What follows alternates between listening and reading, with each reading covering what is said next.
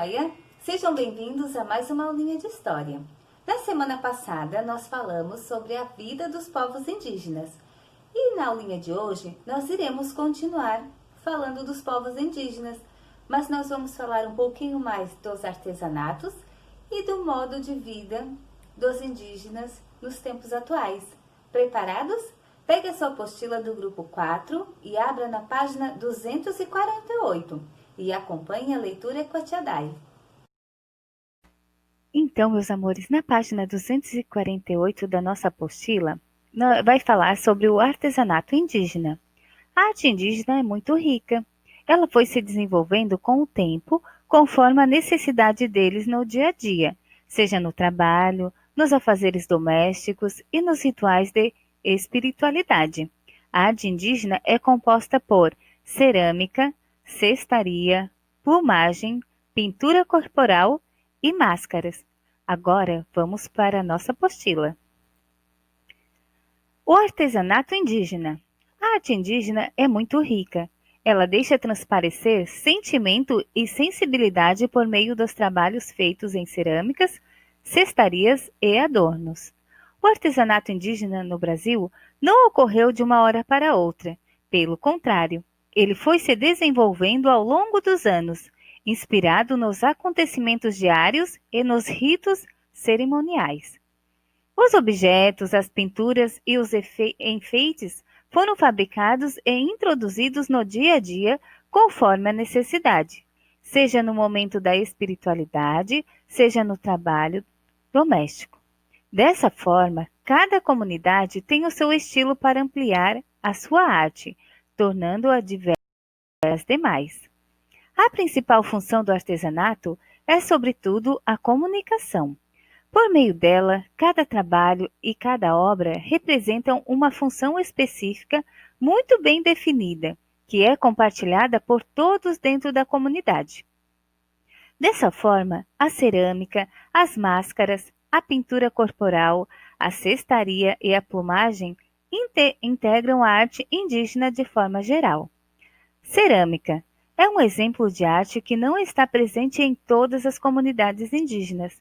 Ela é produzida principalmente pelas mulheres que criam potes, jarros, vasos e esculturas, e para deixá-los mais bonitos, costumam pintá-los. Acredita-se que a cerâmica marajoara, que tem esse nome por causa do local de origem, a ilha de Marajó, no estado do Pará, foi a primeira arte de cerâmica brasileira e suas obras são conhecidas até no exterior. Olha só que bacana! Na página 249, nós iremos falar então sobre cestarias e as plumagens. Os cestos são utilizados em casa na manutenção e no transporte de alimentos. São mais usados pelas mulheres, que desenvolvem variadas formas de traçados em diferentes formatos. A plumagem são plumas utilizadas nos rituais e são coladas diretamente no próprio corpo. Elas servem também para enfeitar máscaras, colares, braçadeiras, brincos, pulseiras e cocares, feitos de penas e de caudas de aves. Na maioria das comunidades, são os homens que desenvolvem a arte plumária. Essa arte passa por um ritual, primeiro a caça, depois o tingimento, a chamada tapiragem e, por último, o corte nas formas desejadas e a amarração. Há comunidades que não necessariamente caçam os pássaros para fazer arte plumária.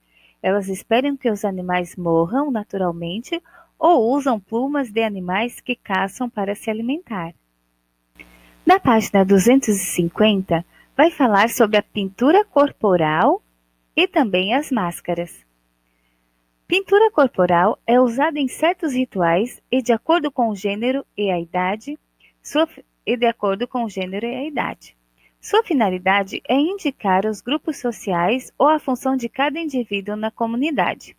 As tintas utilizadas nessa arte são geralmente naturais, ou seja, são extraídas de plantas e frutos, como o vermelho das sementes de urucum e o azul escuro do genipapo. Além dessas cores, ainda há o branco, que é obtido do calcário, e o preto, oriundo do pó do carvão. As máscaras são feitas de cascas de árvores ou de outros materiais como palha e podem ser enfeitadas com plumagem. Elas são utilizadas em cerimônias no momento das danças com o objetivo de afastar os maus espíritos. Há máscaras grandes, feitas com palhas compridas, que chegam a cobrir o corpo inteiro dos indígenas. Cada povo indígena tem uma forma de produzir seu artesanato, que se transforma em belas artes e é passado dos mais velhos para os mais jovens, mantendo assim as características únicas de cada povo. Hoje, o artesanato é utilizado como uma importante fonte de renda para algumas comunidades. Agora que já falamos um pouquinho então sobre o artesanato dos povos indígenas, antes de entrarmos no próximo conteúdo, que vai falar dos indígenas nos dias atuais, nós iremos assistir a um vídeo para completar, para complementar essa nossa aulinha. Preparados? Vamos lá?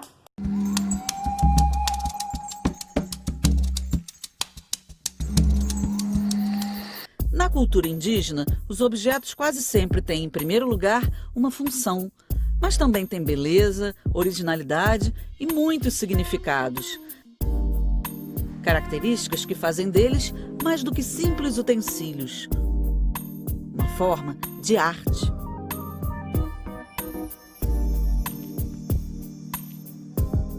Designer, desses objetos, eles também atendem a uma questão da matéria-prima existente, das tecnologias, do conhecimento, de saber fazer aquilo. Então, cada povo desenvolve isso de uma maneira diferenciada.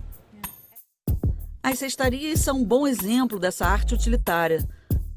Trançando folhas, palmas, cipós e outros materiais, os índios fazem cestos para ajudar nas tarefas do dia a dia.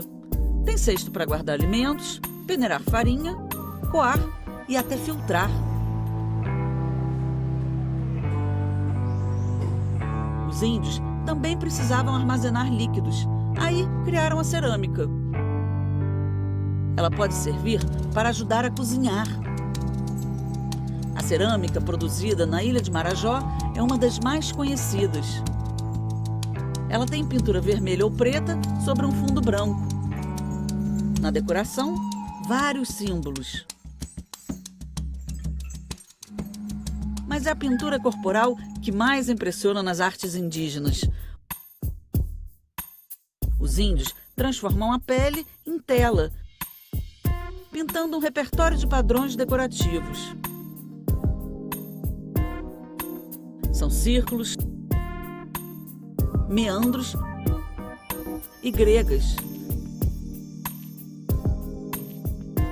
Os padrões e significados mudam de tribo para tribo, mas sempre estão presentes em momentos importantes.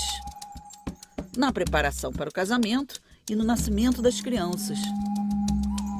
Quando a criancinha nasce, nós acreditamos que ela vem frágil, espiritualmente falando, ela vem frágil.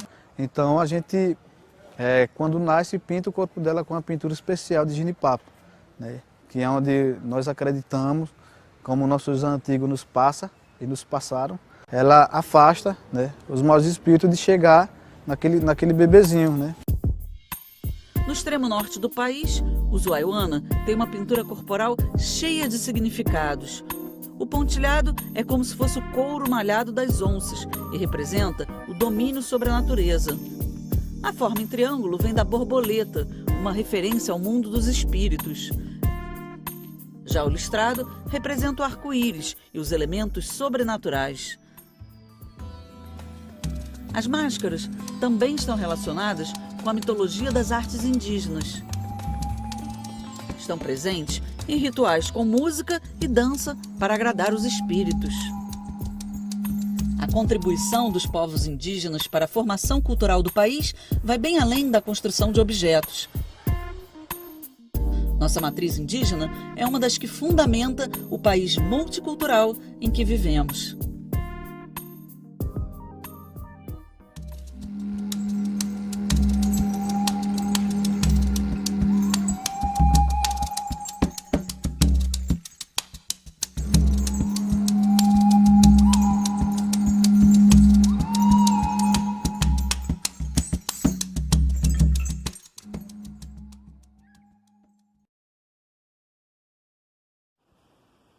aí, meus amores, gostaram do vídeo?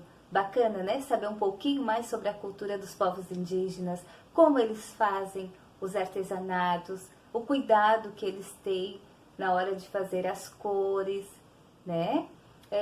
Como eles utilizam a pintura do corpo deles, que cada pintura tem um significado, porque eles acreditam que quando eles nascem, o espírito ele fica desprotegido. Então eles precisam pintar o seu corpo para afugentar os maus espíritos. Que legal, né? E também, que cada cor que eles utilizam representa um tipo de animal. Que joia, né? A Tia Day deixou outros vídeos lá no Espaço Mediateca, nas orientações de estudos.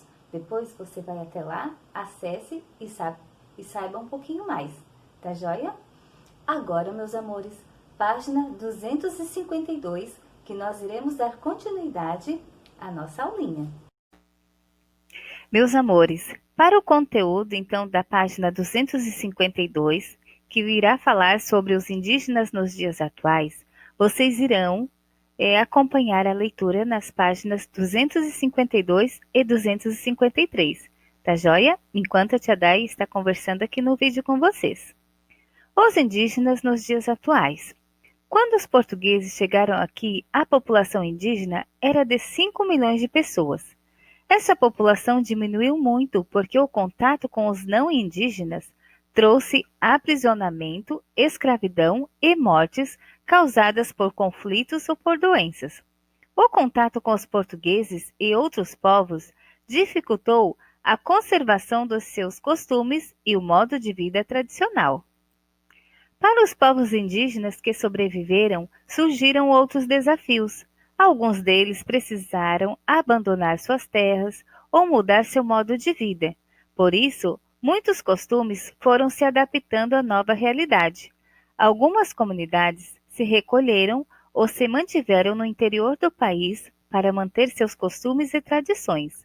Aqui ao lado, a Tia Day colocou uma imagem, que diz assim: o Brasil tem 107 povos indígenas isolados na Amazônia. Essa é uma reportagem da revista Época do ano de 2018. E como curiosidade, a Tia Day trouxe o seguinte: hoje os indígenas fazem parte da nossa sociedade e têm seus direitos reconhecidos por lei, porque são cidadãos brasileiros. Além das comunidades que vivem isoladas na natureza, há indígenas também vivendo nas cidades, integrados aos hábitos modernos, inseridos no mercado de trabalho, nas universidades e nos cargos públicos, buscando também representação política e lutando por seus direitos, como cidadãos que precisam manter sua cultura e tradições vivas. 253 vai trazer o seguinte: terras indígenas. Terras indígenas são territórios legalmente demarcados pelo Estado brasileiro. Isso quer dizer que o Estado brasileiro tem por obrigação protegê-los, sendo assim, não é permitida a entrada de não indígenas nessas terras, a não ser com a autorização da comunidade indígena ou da FUNAI, que é a Fundação Nacional do Índio. Dessa maneira, todas as riquezas naturais das terras onde eles vivem, como madeira das árvores, os animais, as plantas, os peixes dos rios e os minérios, podem ser explorados somente para a sobrevivência dessas comunidades. Atualmente, existem 462 terras indígenas regularizadas, localizadas em várias regiões do Brasil, com concentração na Amazônia Legal. Então, aqui tem uma imagem que diz que 55% dos índios que vivem em terras indígenas estão localizados na Amazônia. Dos índios, e 45% dos índios que vivem em terras indígenas estão fora da Amazônia. E para conhecer um pouquinho mais, a Tia Day vai deixar lá no espaço da Mediateca, nas orientações de estudos, um vídeo para que vocês conheçam o trabalho de uma professora indígena falando sobre a arte indígena, tá joia? E também um outro vídeo da comunidade indígena Imbiá Guarani, localizada no Morro dos Cavalos, em Palhoça, aqui em Santa Catarina. Aí vocês irão acessar o link, tá? Para conhecer esse evento que a escola indígena faz para preservar e mostrar a sua cultura. Que bacana, né? E continuando na página 253, vai dizer o seguinte: a influência indígena na cultura brasileira. A contribuição indígena na formação cultural brasileira é bem grande. Leia alguns exemplos. Na própria língua portuguesa, na formação de alguns nomes como Cauã, Ubiratã, Saci-Pererê, Sabiá. Na cultura como tapioca, pirão de peixe, comidas à base de milho, mandioca, batata doce, palmito e frutas, como guaraná, entre outros. No uso de alguns medicamentos e para fazer chá para tratar doenças que utilizam plantas e ervas medicinais, no artesanato, em algumas lendas do folclore, na música em instrumentos musicais como flautas e chocalhos, no hábito de tomar banho todos os dias, na pesca, no uso de utensílios de barro, palha ou madeira. Então essas, meus amores, são a influência indígena da nossa cultura brasileira. E a influência desses primeiros povos que aqui habitaram é vasta e muito importante. Cada contribuição deve ser reconhecida e valorizada pela sociedade brasileira. E chegou aquele momento que a tia Day adora. Vamos colocar em prática o que aprendemos um pouquinho hoje. Bora para as nossas atividades? A atividade, então, será na página 250. Número 1. A arte indígena pode ser apreciada principalmente em: letra A, pinturas corporais, cerâmicas, plumagens e cestos traçados. Letra B, cerâmicas, máscaras e joias. Letra C, máscaras, joias e cestos traçados. Ou letra D, joias, máscaras, plumagens e cerâmicas. Então, aonde que é correto, né, afirmar que a arte indígena pode ser apreciada principalmente? Página 251, número 2. Complete o texto a seguir usando as palavras do quadro. Então, nós temos as palavras cultural, indígena, artesanatos, jovens e costumes. Então, vamos ver a frase. Na frase diz assim: cada povo tem sua forma de produzir, que vão se transformando em arte e são passados dos mais velhos para os mais, mantendo dessa forma as características particulares de cada povo. Depois, o importante é saber que as comunidades indígenas têm uma grande diversidade, qual que seria a palavrinha, e que os artesanatos produzidos são reflexo de seus, e qual que será a outra palavra, tá? Então, aqui onde está em azul, vocês terão que pegar essas palavrinhas aqui do quadro e ver qual que mais se encaixa, né, com as frases. Número 3. Quando a arte plumária e a pintura corporal dos indígenas, quanto a arte plumária e a pintura corporal dos indígenas brasileiros, assinale a opção correta. Letra A. A arte dos indígenas brasileiros é pouco expressiva? Letra B. A arte indígena, em todas as suas manifestações, apresenta pouca diversidade e de recursos e matérias-primas? Letra C. A pintura corporal, uma forma de expressão artística, é utilizada apenas durante as festas? E letra D. Em seus adereços, os indígenas utilizam penas e pigmentos vegetais como matéria-prima, além de palha, fibras e sementes.